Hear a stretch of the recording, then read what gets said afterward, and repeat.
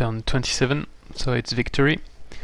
I took the throne of Rookie and he had retreated at his throne. So I'm going to show the fight later, but first let's have a look at the stats. So I've been ahead most of the time, it seems, in terms of score. I was lagging behind a bit from turn 4-5 and then turn 7. But starting from turn 8 I started to get ahead, and so it's a time where I was clearing a bit more stuff, and I researched martyrs on turn 9. So actually nothing special from the first 8 turns. On turn 9 I cleared Sphinx Temple, so I got more points. Yeah, that's where I took the lead. I cleared the Sphinx Temple, I got 500 research points, so that's probably the big jump in terms of points. Then on turn 10 we met with Rookie. He took the Archon Dwelling but lost 2 units, including a spider, I think. Yeah, a vampire spider baby and a charger. And then that was a key phase of the match between turn 10 and turn 17. So I was in this area near Vinvatur, but at this time it was not yet settled. And I was clearing some stuff, some Spring of Life, whereas Rookie was near the Vassal. And so I cast Mark of the Heretic on him to try to scare him away, because he didn't know where I was. And it worked, so he moved back. And then moved forward again only like 5-6 turns later, so it gave me time to move back from here to there and clear the dungeon just before he arrived. I just moved as fast as I could back toward Danilian to clear the dungeon, and then retreated to the dungeon. So on turn 13 I made a mistake. On turn 11 we've got the new heroes, and then turn 12 I moved toward my vassal of Danilian, completed the quest. So here I was good. I got some new units and I gained a lot of points on turn 12. But then on turn 13 you see I'm losing points because I lost my hero and 2 martyrs, 3 martyrs actually I think, at the tomb here. I was still ahead of him, but I was not in really good shape. And then that's where I got the dungeon cleared was on turn 15. So on turn 15 I got also a big jump in points because of the units I got at the dungeon. And then turn 16, that's where Rookie attacked me. So for me it was turn 17, but for him it was actually turn 16, where he attacked me at Danilian and lost all his units. And so at that point it was very bad. So here he was a bit behind, but after that he had 1000 points and I had 3000. So basically the game was lost for him at that stage. I think he could still have maybe fought back, but quite difficult, so he should not have attacked me. And instead he should have moved there, clear the stuff, and then maybe move back or even go away, because it's really necessary to get King Serpent before attacking me. So then it's just me getting a lot of points and him not really, even losing more points. And I took, I forgot when I took the dwelling, the Archon Dwelling, then I took his cities, I forgot exactly when. And yeah, in the end I beat him. So if we look at the knowledge, so that's where I cleared the Sphinx Temple, and here I guess that's another Sphinx Temple I cleared, I forgot. Otherwise I was also quite good in terms of research.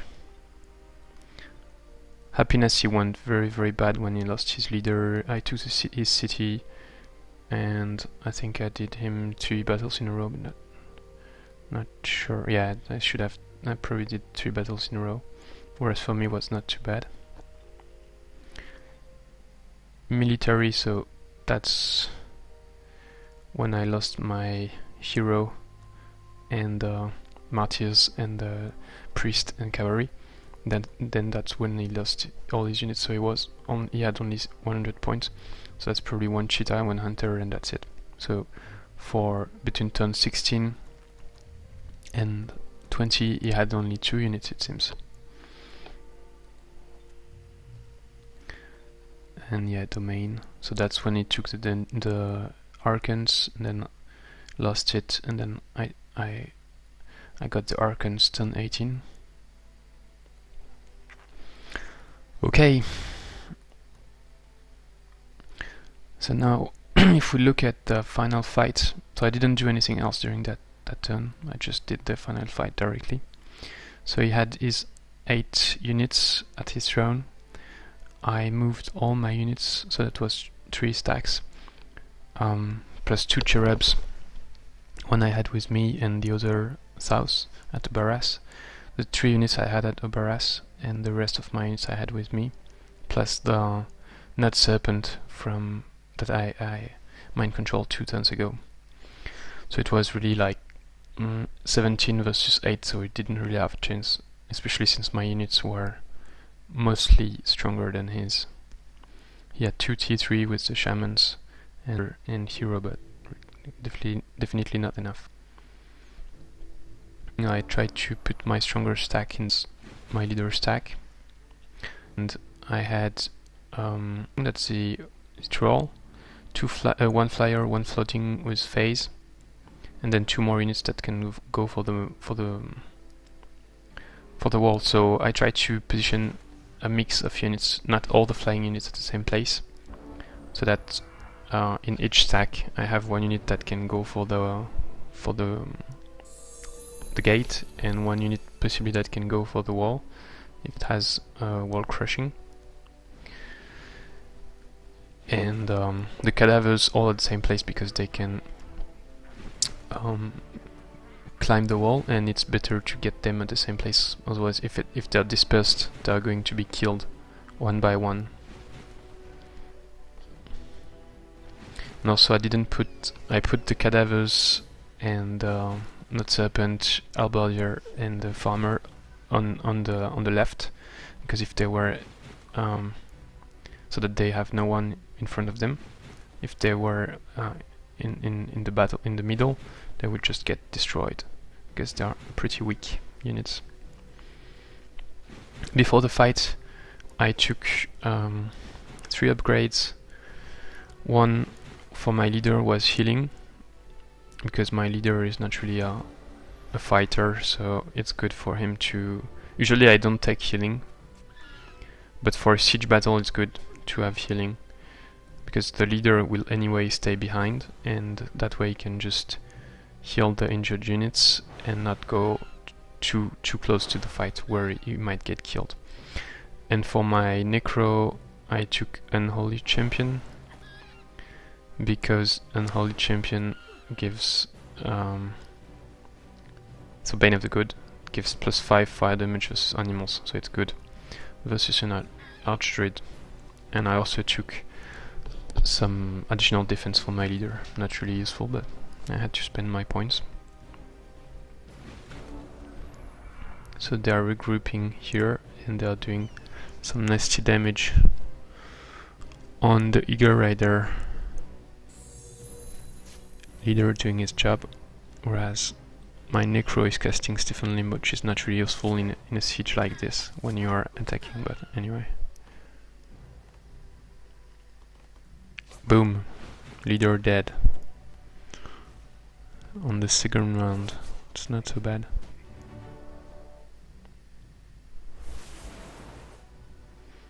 So here it's the job of the flying floating units. Then I've got the wall crusher entering into play. So far it works pretty well. Ah yeah, I forgot that Shock Trooper is also infantry, so he also has wall climbing. And I'm not sure about the Yeti. He moved toward a wall, so maybe he also has wall crushing. Didn't think so, but no, it doesn't have wall crushing, so I don't know what he's doing.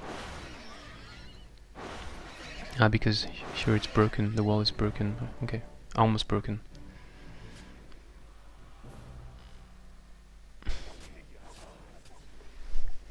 Okay, so it's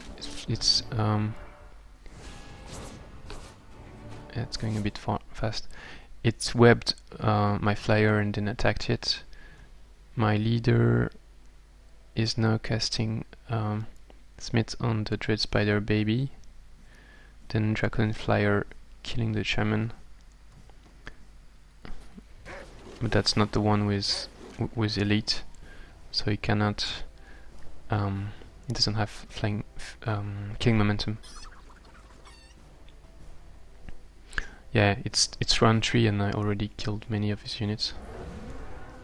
Because my units, especially the flyers, are doing a lot. They have a lot of damage output. And some of my units are devout, and I cast Mark of the Heretic on them on the previous turn, if you remember.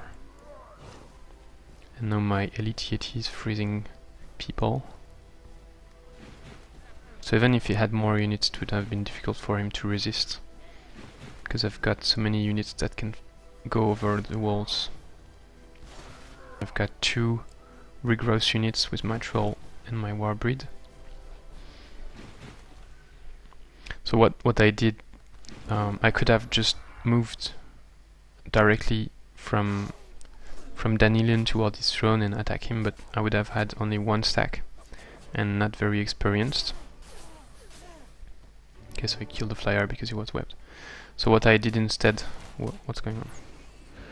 What I did instead was to take the long route to be able to level up and convert units, reinforce my army, get some dungeon. So it took many more turns, from turn 17 to now it's 10 turns. But at least I had 3 stacks when I arrived, and he had no chance to resist. Even with his 8 units, he had no chance to resist. Whereas if I had moved directly, I would have probably arrived with 1 stack, and he would also have probably 1 stack, and it would have been difficult to kill him. So I took my time, but arrived much stronger. Okay, so we can skip this.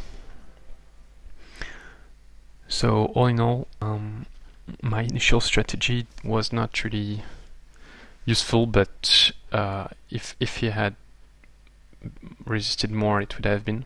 I mean, to settle more cities, and it also means I have a very nice income thanks to all these cities.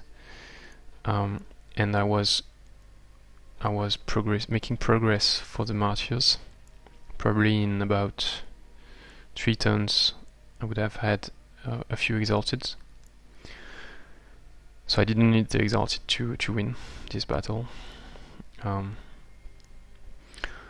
And yeah, definitely Rookie made a mistake attacking me, but at the same time it's not just his mistake, it's also that I knew he would rush me, so I had planned around it, and I was cautious to do a lot of scouting, see where he was, try to scare him away, and then give me time to move back to the dungeon. So if I could also have played very differently and not go for the dungeon, I don't know, go for the offensive, and then he would have taken all my cities. So it was also a choice on my side. So thanks for watching, I hope you liked the video, and wish me good luck for our next match versus Marcus Spears. It's going to be difficult. Thanks for watching, see you, bye.